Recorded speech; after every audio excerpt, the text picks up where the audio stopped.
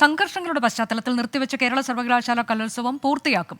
ഇന്ന് ചേർന്ന സിൻഡിക്കേറ്റ് യോഗത്തിലാണ് തീരുമാനം. വിഷയം അന്വേഷിക്കാൻ പ്രത്യേക സമിതിക്ക് രൂപം നൽകി ഒരാഴ്ചയ്ക്കുള്ളിൽ റിപ്പോർട്ട് സമർപ്പിക്കണം. ഹരികൃഷ്ണൻ വിശദാംശങ്ങളുമായി. ഹരികൃഷ്ണൻ, ഇന്നലെ തന്നെ VC-യുടെ ഭാഗത്തു നിന്ന് കർക്കശമായ നടപടി ഉണ്ടായിരുന്നു. ഇന്നിപ്പോൾ ആ സമിതിയെ പ്രഖ്യാപിച്ചു. 4-അംഗ സമിതിയാണ്. മറ്റൊന്ന് എങ്ങനെ പൂർത്തീകരിക്കുമെന്നതിലെ വിശദാംശം ലഭ്യമാണോ? ഇവിടെ വെച്ച് ഈ കലോത്സവം പൂർത്തിയാക്കാനാണ് തീരുമാനം?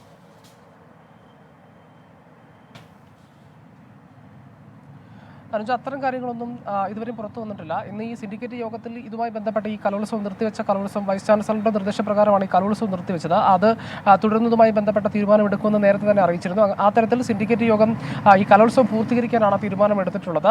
ഉടൻ തന്നെ അടുത്ത ആഴ്ചകളിൽ തന്നെ ഇത് പൂർത്തീകരിക്കുമെന്നുള്ളതാണ് നമുക്ക് ലഭിക്കുന്ന അനൗദ്യോഗിക വിവരം. ഈ നഗരത്തിന് പുറത്ത് ഏതെങ്കിലും ക്യാമ്പസുകളിൽ നടത്താനോ അല്ലെങ്കിൽ നഗരത്തിനുള്ളിൽ തന്നെ നടത്താനോ ആണ് തീരുമാനം. ഇത് ഈ 4-അംഗ സമിതിയുടെ റിപ്പോർട്ടിൻ്റെ അടിസ്ഥാനത്തിൽ, അതായത് ഈ തുടർച്ചയായ സംഘർഷങ്ങളുടെ പശ്ചാത്തലത്തിലാണ് ഇത്തരത്തിൽ മാറ്റിവെക്കാനുള്ളൊരു തീരുമാനം. ഈ സംഘർഷങ്ങൾ, ഈ സംഭവ വികാസങ്ങളെപ്പറ്റി ഈ 4-അംഗ സമിതി പഠിച്ച് ഒരു റിപ്പോർട്ട് സമർപ്പിക്കുന്നുണ്ട്. ഈ റിപ്പോർട്ടിന് ശേഷമായിരിക്കും ഇത്തരത്തിലുള്ള തീരുമാനമെടുക്കും എന്നുള്ളത്.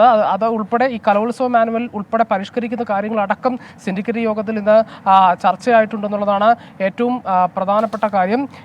ഡോക്ടർ ഗോപചന്ദ്രൻ അടക്കമുള്ള ഈ XMLA ആയിട്ടുള്ള രാജേഷ് അടക്കമുള്ളവരാണ് ഈ സമിതി അംഗങ്ങൾ.